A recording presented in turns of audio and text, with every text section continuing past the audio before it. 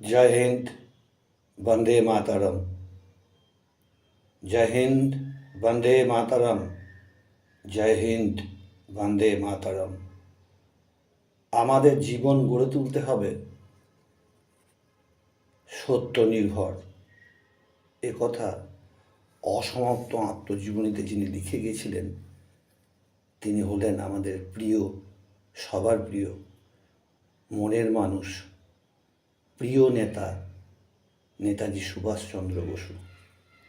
এই নেতাজি সুভাষচন্দ্র বসুর জন্মদিন আগামীকাল। তো আগামীকাল দেশপ্রেম দিবসও বটে, ন্যাশনাল ডে অফ পেট্রিয়টিজম। পিতা জানকীলাল বসু, মাতা প্রভাবতী দেবী, জন্ম 23শে জানুয়ারি 1897 সাল। আজকে 2022 সাল, 125 বছর পূর্ণ হয়ে গেল, 126তম বছরে পড়ল। এখন নেতাজির অন্তর্ধান রহস্য নিয়ে অনেক রকম গল্প প্রবাদ নিজেদের মতন করে অনেকজন বলে গেছেন। একটা সিনেমা সৃজিত মুখোপাধ্যায়ের পরিচালনায় পুজোর সময় রিলিজ হতে চলেছে, যদিও সেখানে নেতাজি সুভাষচন্দ্র বসুর পরিবার থেকে অনেক আপত্তি উঠে এসেছে। তো নেতাজি এবং উত্তর প্রদেশের গুমনামি বাবা এর সঙ্গে নাকি মিল আছে অনেকটা। নেতাজি প্লেন ক্রাশে মারা যাননি। যাই হোক, নেতাজি এবং গুমনামি বাবা উভয়ের চরিত্রে অভিনয় করছেন আমাদের আরেক প্রিয় অভিনেতা প্রসেনজিৎ চট্টোপাধ্যায়। এই নিয়ে অনেক বিতর্কও আছে।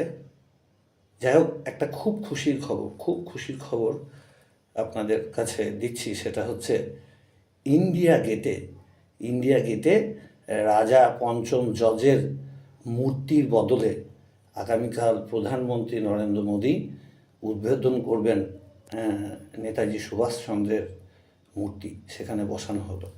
এতদিন পরে বোধহয় কোথাও সেইভাবে নেতাজিকে সম্মানিত করা হচ্ছে। মানে প্রয়াত রাষ্ট্রপতি প্রণব মুখার্জি এবং তো অস্থিভঙ্গ দেখে এসেছিলেন, কিন্তু সেই অস্থিভঙ্গ আজও কোনো সরকার, কোনো আমাদের ভারতীয় সরকার আনার চেষ্টা করলেন না সেখান থেকে। এখন মুশকিলটা হচ্ছে যে তিনি সত্যিই প্ল্যান ক্লাসে মারা গেছিলেন নাকি গুমনামি বাবা, এই নিয়ে পরপর তদন্ত কমিটি বসানো হয়েছিল। প্রথমে বসানো হয়েছিল জওহরলাল নেহেরুর আমলে শাওনাজ কমিটি। তারা বলে গেছেন না, প্লেন ক্লাসেই মারা গেছেন। আচ্ছা, এই ব্যাপারে সুভাষচন্দ্রের পুরনো সহকর্মী, সে হিসাবে সুভাষের তদন্ত ব্যাপারে নিজে থেকেই যিনি উদ্যোগী হবেন একথা সবারই জানা ছিল। এবং দুঃখের বিষয় হচ্ছে এই তদন্তের প্রস্তাবে তিনি বিরোধিতা করেছিলেন বারবার। তার একটাই কথা ছিল যে সুভাষ বেঁচে নেই, সুতরাং তদন্ত নিষ্প্রয়োজন। আমার দাবি, আমি আবার বিরোধিতা করছি। এর দায়িত্ব তদন্ত করার দায়িত্ব আমাদের নয়, জাপানের। একথা যিনি বলেছিলেন সে কথা হচ্ছে না আমাদের স্বাধীন ভারতের প্রথম প্রধানমন্ত্রী জওহরলাল নেহেরু। যাই হোক, তারপর খোসলা কমিটি গঠিত হলো ইন্দিরা গান্ধীর আমলে। সেখানেও একই কথা যে সুভাষচন্দ্র বসু প্লেন ক্রাশেই মারা গেছেন। কিন্তু অটল বিহারী বাজপেয়ীর আমলে তৈরি হওয়া মুখার্জি কমিশন কিন্তু অন্য একটু কথা বললেন যে না, তিনি প্লেন ক্রাশে মারা যাননি। এবং যাই হোক, এই যে জওহরলাল নেহেরু এবং ইন্দিরা গান্ধীর যে কমিটিগুলো, সে কমিটিগুলোর রিপোর্টে কিন্তু সুরেশ বসু অর্থাৎ সুভাষচন্দ্রের ভাই কিন্তু সই করেননি। কেন না, উনি বিশ্বাস করতেন না যে না এই কমিটির রিপোর্ট সত্য নয়। যাই হোক, কী বলবো, মৃত্যু হয় মানুষের, দেবতাদের তো মৃত্যু নয়, মৃত্যু হয় না কখনো, দেবতাদের মৃত্যু হয় না। পরীক্ষার ফর্মটা বাবা তুলে এনে দিয়েছিলেন সুভাষচন্দ্রের। বাবা চাইতেন ছেলে ওই সম্মানীয় পদাধিকার বলিয়ান হয়ে উঠুক। আর ছেলে কি চাইতেন না পদাধিকার, সত্যিকারের পদাধিকার। বুটের তলায় পড়ে থেকে স্যুট পরতে তিনি চাননি, কিন্তু বাবার ইচ্ছাকে সম্মান জানাতে পরীক্ষায় বসতে হয়েছিল। মাত্র 8 মাসের প্রস্তুতি পর্ব, তাও দেশের রাজনীতিতে সারাক্ষণ মাথায়। কিন্তু ফল বেরুলে দেখা গেল তখনকার আইসিএসে তাবড় তাবড় ইংরেজদের তিনি ওই ভাষাতেই হারিয়ে চতুর্থ হলেন। হ্যাঁ, সুভাষচন্দ্র বসু, আমাদের নেতাজি সুভাষচন্দ্র বোস একদিকে দেশকে স্বাধীন করার যুদ্ধে ইতিমধ্যে নেমে পড়েছেন, অন্যদিকে ভয়ানক কঠিন পরীক্ষা, মেধা বোধহয় একেই বলে। আর আজ কোনো বাঙালির পক্ষে এটা করা সম্ভব হচ্ছে না। লক্ষ লক্ষ টাকা খরচ করে বিভিন্ন ইনস্টিটিউশনে ভর্তি হয়েও সেই সিভিল সার্ভিস পরীক্ষায় উত্তীর্ণ হওয়া কারো বাঙালির পক্ষে আর সেইভাবে সম্ভব হয়ে উঠছে না। ইংলিশ মিডিয়ামে পড়তেন ছোটোবেলায়, ক্লাস 5-এ বাংলা মিডিয়ামে পদার্পণ, প্রথমে সংস্কৃতর সাথে পরিচয়, আর তারপরেই প্রথম পরিচয় কিস্তিমাত। বিদেশ থেকে ব্যারিস্টারি পাস করে আসা অনেক মানুষের কেউ কেউ তার জনপ্রিয়তায় ভয় পেয়ে তার সাথে শয়তানি করেছেন। নিজের মাতৃভূমিতে দাঁড়িয়ে সেই সমস্ত ব্যারিস্টাররা বলেছেন নেতাজিকে তেজোর কুত্তা। তারপর অবশ্য স্বীকার করেছেন দাঁড়িয়ে যে না, সেদিন আমাদের এই বলাটা ভুল হয়েছিল। আজ থেকেই শুরু হয়ে গেছে ফেসবুকে অনেক পোস্টিং দেখলাম। অনেকে চাইছেন যে মহাত্মা গান্ধীর নোটে যে ছবিটা আছে 500 টাকা বা 1000 টাকার নোটে বা বিভিন্ন নোটের ছবিতে, সেই জায়গায় নেতাজির ছবি বসানো হোক।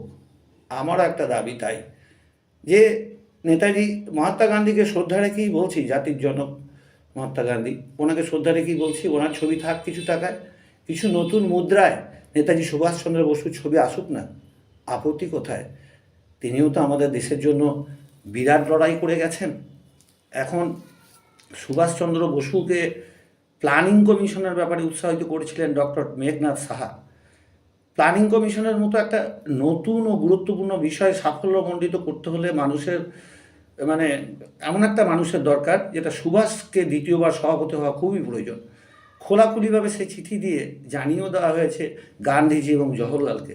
চিঠির উপসংহারটি ছিল এই রকম: কাজ করবার যন্ত্র যদি বিকল হয়ে ওঠে, ওকে চালাতে পারে সেই যার চালাবার শক্তি আছে। যন্ত্রের চালক মানুষ হিসাবে বড় নাও হতে পারে, কিন্তু সে যন্ত্রবিদ, এ বিষয়ে সন্দেহ নেই। চিঠিটি লিখেছিলেন স্বয়ং রবীন্দ্রনাথ ঠাকুর। সুভাষচন্দ্র বসুকে দ্বিতীয়বার সভাপতি করবার বিরুদ্ধে প্রকাশ্যে মুখ খুলেছিলেন মৌলানা আবুল কালাম আজাদ, সর্দার বল্লভভাই প্যাটেল, আচার্য কৃপালিনী, ভুলাভাই দেশাই, রাজেন্দ্র প্রসাদ এবং স্বয়ং মহাত্মা গান্ধীও।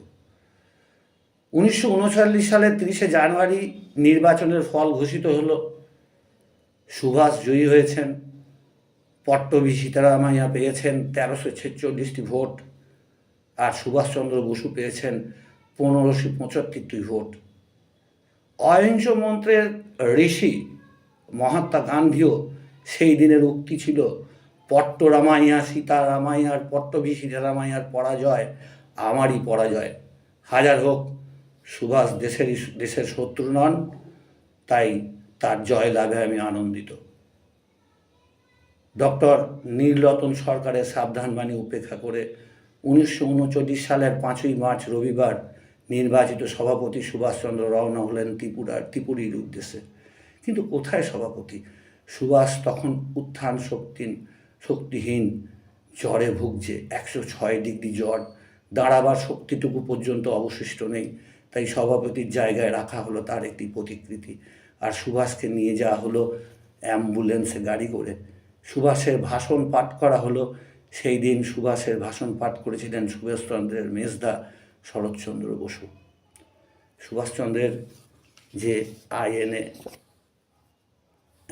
ইন্ডিয়ান যে এটা নেতাজি গ্রন্থটি লিখেছেন সাওনাজ, মেজর জেনারেল সাওনাজ খান। তো আজাদ হিন্দ বাহিনীর সিম্বলে দেখবেন বাঘের ছাপ আছে, বাঘ। তো আনন্দবাজার পত্রিকার একটি উক্তি ঠিক এই রকম, যে একটি উক্তি সেদিন ছাপা হয়েছিল 29 তারিখে 1970 সালের 29/1। এই উক্তিটি ছিল যে এরকম: নেতাজি সম্পর্কে আমরা কমিউনিস্টরা অতীতে যেসব কথা বলেছিলাম তা ভুল হয়েছিল। আমরা আজ আমাদের সে ভুল স্বীকার করছি। দেশের স্বাধীনতা অর্জনে গান্ধীজির অহিংসার দান যেমন আছে, তেমনি আছে নেতাজির আজাদ হিন্দ ফৌজের বিরাট দান। উক্তিটি ছিল প্রয়াত আজকের প্রাক্তন আমাদের রাজ্যের মুখ্যমন্ত্রী, তৎকালীন উপমুখ্যমন্ত্রী ছিলেন শ্রী জ্যোতি বসুর। 1941 সালের জাপ সরকার নেতাজিকে আজাদ হিন্দ নামে একটি বিমান উপহার দিয়েছিল। সেই বিমানে 11 জন বসার আসন ছিল। যাই হোক, আমি ভিডিও হয়তো বড় হয়ে যাচ্ছে আপনাদের। না, সুভাষচন্দ্রকে নিয়ে যত কথাই বলি না কেন, কোনো কারণে বিরক্তি উৎপাদন করবেন না। তার কারণটা হচ্ছে যে এরকম একটা মহান ব্যক্তির কাল সকাল থেকেই হয়তো বিরাট তার আয়োজন শুরু হয়ে যাবে। তার ইয়েতে তাকে শ্রদ্ধা জানানোর জন্য আমরাও স্কুলে, আমাদের বিদ্যালয়ে মানে ছাত্রদেরকে নিয়ে তো করা যাচ্ছে না, আমরা শিক্ষকরাই নিজেদের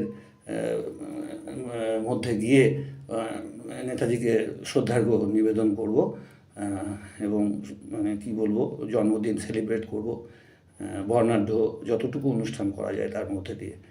আচ্ছা, ঠিক আছে, সকলে ভালো থাকুন, সুস্থ থাকুন। জয় হিন্দ, বন্দে মাতরম।